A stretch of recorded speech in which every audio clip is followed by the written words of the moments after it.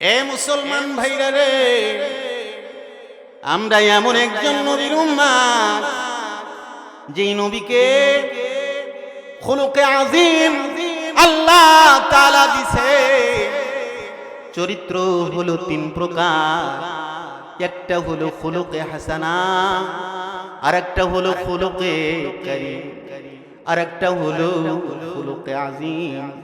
ভাইরা রে, খুলুকে হাসানা অনেক নবীর চরিত্র ছিল, খুলুকে কারীম অনেক নবীর চরিত্র ছিল, কিন্তু আল্লাহ তাআলা একমাত্র খুলুকে আযীম মানে মহান চরিত্রের অধিকারী আল্লাহ তাআলা আমার আপনার নবী মুহাম্মাদুর রাসূলুল্লাহকে বানিয়েছে। মসজিদে নববীর মধ্যে বিশ্ব নবী মুহাম্মাদুর রাসূলুল্লাহ সাল্লাল্লাহু আলাইহি ওয়াসাল্লাম সাহাবীদের নিয়ে দিন শিক্ষা দিতেছিলেন। আল্লাহর নবী সাহাবীদের মধ্যে দ্বীনি আলোচনা করতেছিলেন। এমন তো অবস্থায় দেখা যায় মসজিদে নববী পার্শ্বে এক ইহুদি এসে প্রস্রাব করা শুরু করে দিয়েছে, প্রস্রাব করছে। নবীজির পার্শ্বে অনেক বড় বড় সাহাবী ছিল। এক সাহাবী বিশ্ব নবীকে ডেকে বলছেন, ইয়া রাসূলুল্লাহ,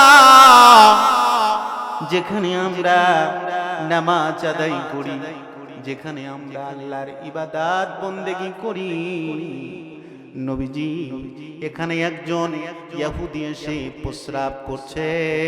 ওগো আল্লাহর নবী, অর্ডার দেন আমরা ওই ইহুদিকে শায়েস্তা করি। বিশ্বনবী বললেন, না না, তাকে প্রস্রাব করতে দাও। সুবহানাল্লাহ। এ সাহাবীরা, তাকে প্রস্রাব করতে দাও। প্রস্রাব করা যখন শেষ হয়ে গেল, আল্লাহ নবী ডাকলেন, বাবা আয় রে বাবা। ওই ইহুদি নবীজির কথা শুনে থমকে দাঁড়িয়ে গেলেন। নবীজির সামনে হাঁটি হাঁটি পা পা করে রহমতে আলম সাল্লাল্লাহু আলাইহি ওয়াসাল্লামের দরবারে চলে এলেন। আল্লাহর নবী ইহুদিকে ডেকে বললেন, এ আল্লাহর বান্দা, জানি না তুমি কে, তবে মনে হয় তুমি মুসলমান নও, তুমি হচ্ছ ইহুদি। বাবারে, এখানে হচ্ছে আমরা নামাজ আদায় করি, এখানে আমরা আল্লাহর বন্দেগী করি।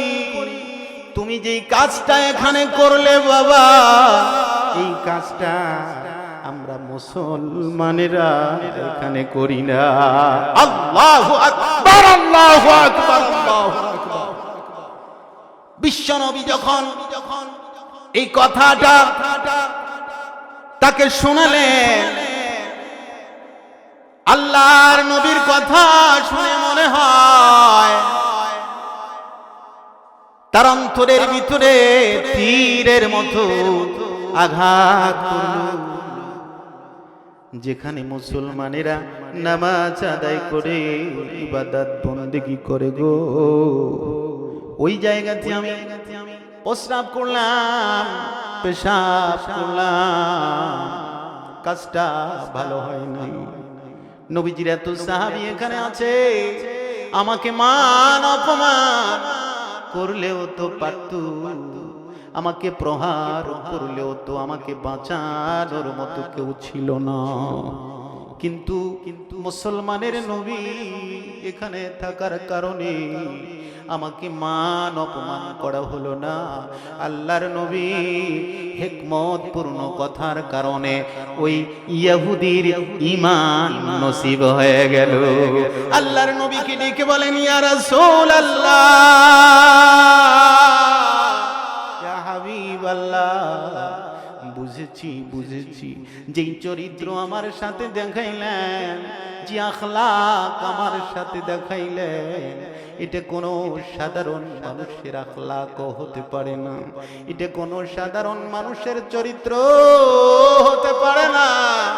এটা হচ্ছে নিঃসন্দেহে আপনি আখেরি জামানার পয়গম্বর মুহাম্মাদুর রাসূলুল্লাহ।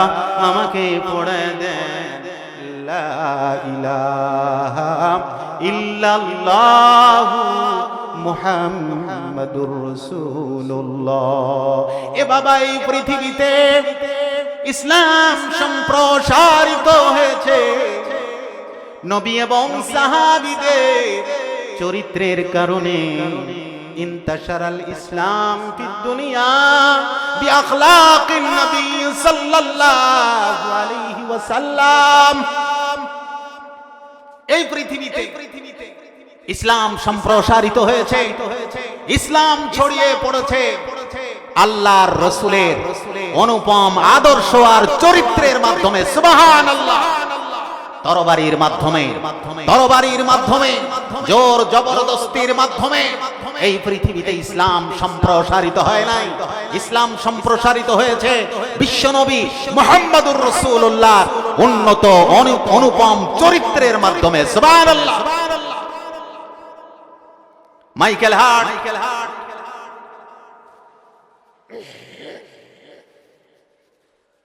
মাইকেল হার্টকে প্রশ্ন করা হয়েছে যে আপনি বই লিখলেন, আপনি একটি বই রচনা করলেন, যেই বইয়ের ভিতরে পৃথিবীর 100 মনীষীর নাম আপনি লিপিবদ্ধ করেছেন, আর আপনি একজন খ্রিস্টান হওয়ার পরেও মুসলমানদের নবী মুহাম্মদুর রাসূলুল্লাহ সাল্লাল্লাহু আলাইহি ওয়াসাল্লামের নামকে আপনি 1 নম্বরে স্থান দিয়েছেন।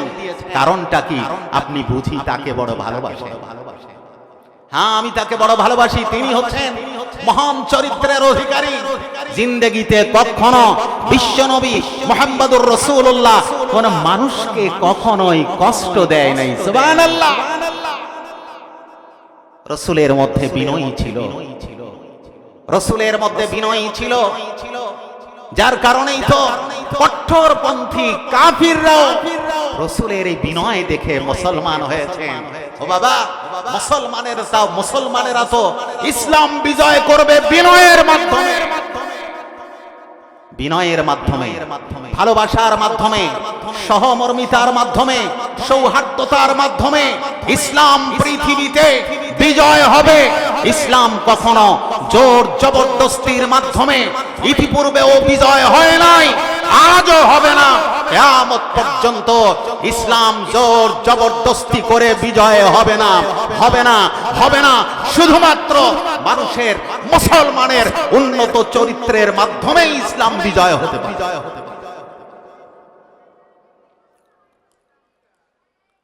রাসূলের অনুপম আদর্শ গ্রহণ করেছিলেন হযরতে সাহাবায়ে কেরাম। 1,37,000 সাহাবায়ে কেরাম রাসূল মাকবুল সাল্লাল্লাহু আলাইহি ওয়াসাল্লামের অনুপম আদর্শকে গ্রহণ করেছিলেন। সম্মানিত ভাইরা, সাহাবীদের ভিতরে এত বিনয় ছিল। বিশেষ করে একজন সাহাবী হযরতে আবু যার গিফারি রাদিয়াল্লাহু আনহু। আবু যার গিফারির নাম শোনেননি? প্রখ্যাত একজন সাহাবী, আশারায়ে মুবাশশারা, জান্নাতের সার্টিফিকেট প্রাপ্তদের মধ্য থেকে অন্যতম একজন সাহাবী হযরতে আবু যার গিফারি। যে আবু যার গিফারি মা ফাতিমার কবর খনন করে কবরের সাথে কথা বলে। সুবহানাল্লাহ। কার সাথে কথা বলে? কবরের সাথে কথা বলে। কবরকে ডেকে বলে, কবর রে, আজকে তোমার মাঝে কাকে প্রবেশ করাবো তুমি কি জানো? এ কবর এতদিন পর্যন্ত, দুনিয়ার প্রারম্ভ থেকে নিয়ে শুরু করে আজ পর্যন্ত তুমি এমন মানুষ পাও নাই যেই মানুষটাকে আজকে তোমার মাঝে সমাহিত করা হবে। তিনি হচ্ছেন বিশ্বনবী মুহাম্মদুর রাসূলুল্লাহ, আদরের দুলালি, লখতে জিগার, জান্নাতের রমণীদের সরদারিনী হযরতে হাসান হুসাইন, জান্নাতের যুবকদের সরদার হযরতে হাসান হুসাইনের আম্মাজান, শেরে আসাদুল্লাহিল গালিব হযরতে আলী রাদিয়াল্লাহু তাআলা আনহুর সহ ধর্মিনী মা ফাতেমাকে আজকে তোমার মাঝে সমাহিত করা হবে। খবরদার ফাতেমার সাথে বেয়াদবি করিস না। তুই তো পোকামাকড়ের ঘর, তুই তো সাপ বিচ্ছুর ঘর, তুই তো বড় কঠোর। খবরদার খবরদার ফাতেমার সাথে তুই কখনো বেয়াদবি করিস না। ও বাবা, কবরে যারা গেছে, যারা মৃত্যুবরণ করে কবরপুরের বাসিন্দা হয়েছে, তারাই জানে কবরে কি হালাত। বিশ্বনবী বলেন, আল মাইতু ফিল কবরি কাল গরীকিল মুতাগাব্বিস। একজন মৃত ব্যক্তি কবরের মধ্যে যদি ঈমান আর আমল ছাড়া কবরের মধ্যে যায়, সেই লোকটা এত অসহায়, এত অসহায়। বিশ্বনবী সাহাবীদেরকে একদিন বললেন, সাহাবীরা বলো তো দেখি, এই পৃথিবীতে সবচাইতে বিপদগ্রস্ত কোন মানুষটা? তোমরা কি বলতে পারো?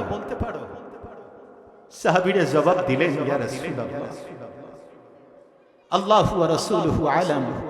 এই পৃথিবীতে সবচাইতে বিপদগ্রস্ত কোন মানুষটা, এটা আল্লাহ এবং আল্লাহর রাসূলই ভালো জানে, আমরা বলতে জানি। নবীজি সাল্লাল্লাহু আলাইহি ওয়াসাল্লাম বললেন, সাহাবীরা বলো তো দেখি, উত্তাল তরঙ্গময় একটি সাগরের মধ্যে, উত্তাল তরঙ্গময় একটি সাগরের মধ্যে একমাত্র একজন ডিঙ্গিওয়ালা, যার কোনো সফর সঙ্গী নেই, সাগরের মধ্যে একা একা, কুল কিনারা পাচ্ছে না, কিনারা পাচ্ছে না, কোথায় যাবে? চতুর্দিকে শুধু অন্ধকার আর অন্ধকার। কিছুক্ষণ পরে খেয়াল করে দেখে পশ্চিম আকাশে সূর্য অস্ত যাচ্ছে, অন্ধকার তামাম দুনিয়ায় নেমে আসছে। শুধু তাই নয়, ইতিমধ্যে রাত্রিও হচ্ছে এবং ঝড়ো হাওয়া, সাইক্লোন, ঝড়ো হাওয়া শুরু হয়েছে। এর মধ্যেই ডিঙ্গি নৌকাটা ডুবে সেই মাঝিটাও উত্তাল তরঙ্গময় সাগরের মধ্যে নিমজ্জিত হলো। বলো তো দেখি, সেই মাঝির চাইতে বড় বিপদগ্রস্ত, এর চাইতে বড় বিপদগ্রস্ত কোন মানুষ পৃথিবীতে কোন মানুষ আছে বলে কি তোমরা মনে করো? সাহাবীরা বললেন, ইয়া রাসূলুল্লাহ, উত্তাল তরঙ্গময় সাগরের মধ্যে ডুবে গেল, এর চাইতে বড় বিপদগ্রস্ত কোন মানুষ আল্লাহর জমিনের ভিতরে আছে বলে তো আমরা মনে করি না। সেটি তো বড় বিপদগ্রস্ত। রাত্রি হয়ে গেছে, সাগরের মধ্যে একা একা ডুবে গেছে, ঝড়ো হাওয়া, সাইক্লোন শুরু হয়েছে।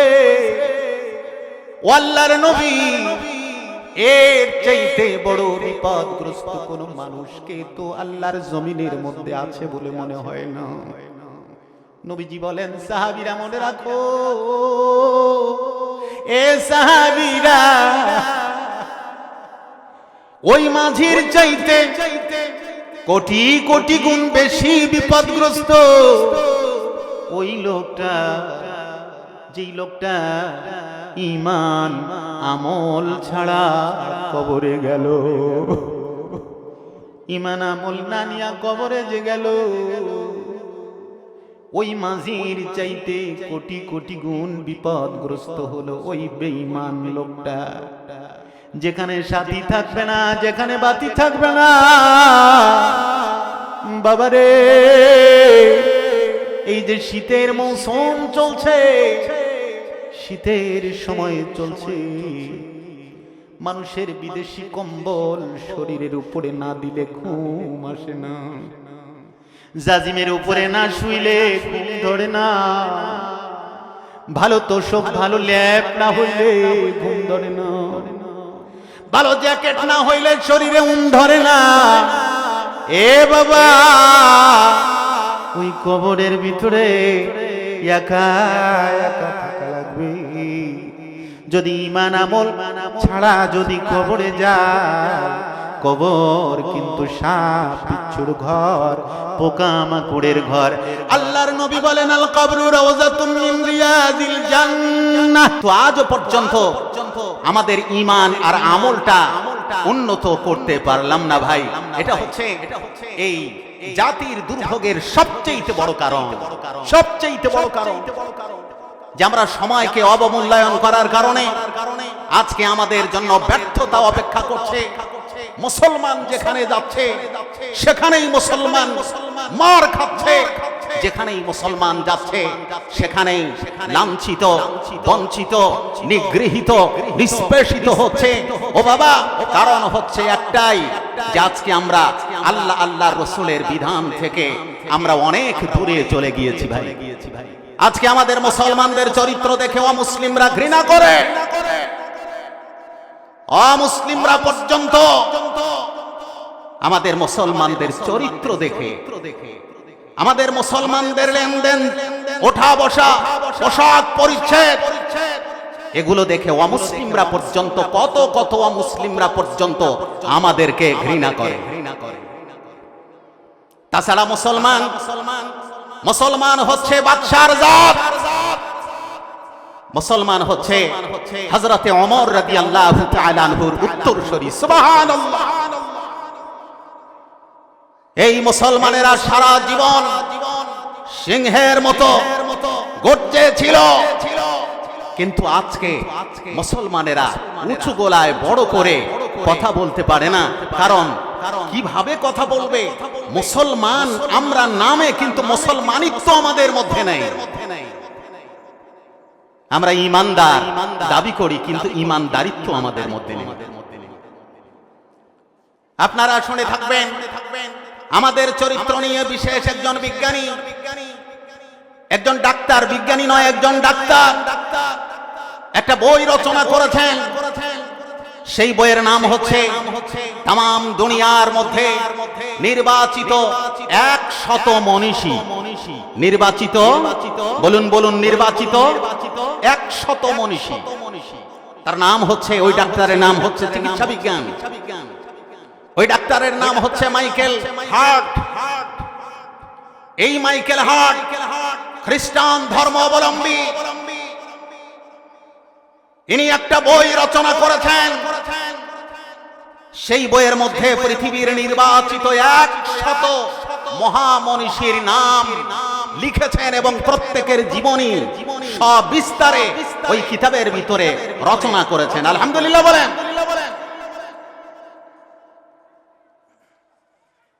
বড় আনন্দের বিষয় হচ্ছে সেই খ্রিস্টীয় ধর্ম অবলম্বী মাইকেল হার্ট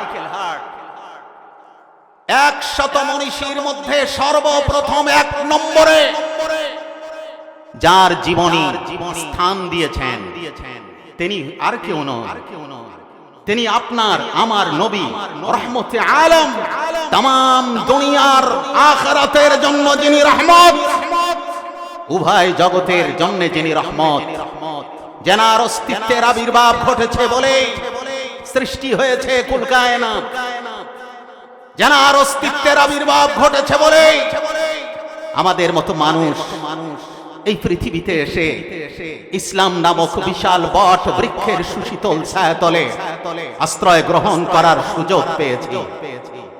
সেই মহামানব রাহমাতুল লিল আলামিন শাফিউল মুযনিবিন মুহাম্মাদুর রাসূলুল্লাহ সাল্লাল্লাহু আলাইহি ওয়াসাল্লামের জীবন বৃত্তান্তকে 100 মনীষীর মধ্যে 1 নম্বরে স্থান দিয়েছেন। সুবহানাল্লাহ। বিজ্ঞানীকে প্রশ্ন করা হয়েছে, এ ডাক্তার, আপনি তো মুসলমান নন, আপনার ধর্ম হলো খ্রিস্ট, আপনি খ্রিস্টান ধর্মের একজন মানুষ হইয়া মুসলমানদের নবীকে আপনি 1 নম্বরে স্থান দিলেন কেন? আপনার ধর্মের মধ্যেও তো বড় বড় মনীষী ছিল, খ্রিস্টান ধর্মের মধ্যেও তো বড় বড় মনীষী ছিল। আপনি মুসলমানদের নবীকে আপনার কিতাবের ভিতরে 1 নম্বরে আপনি স্থান দিলেন, কারণ কি? আপনি বুঝি মুসলমানদের নবীকে বড় ভালোবাসেন। মাইকেল হার্ট বলেন, এ ভাই, আমি মুসলমানের নবী মুহাম্মাদুর রাসূলুল্লাহ সাল্লাল্লাহু আলাইহি ওয়াসাল্লামের চরিত্র বড় পছন্দ করি। সুবহানাল্লাহ, সুবহানাল্লাহ। এ বাজান, আমার নবীর চরিত্র কেমন? আল্লাহ তাআলা বলেন, ইন্নাকা লাআলা খুলুকিন আযীম। ও নবী, আপনি মহান চরিত্রের অধিকারী। আপনার মতো এত মহান চরিত্রের মানুষ আমার জমিনের মধ্যে না।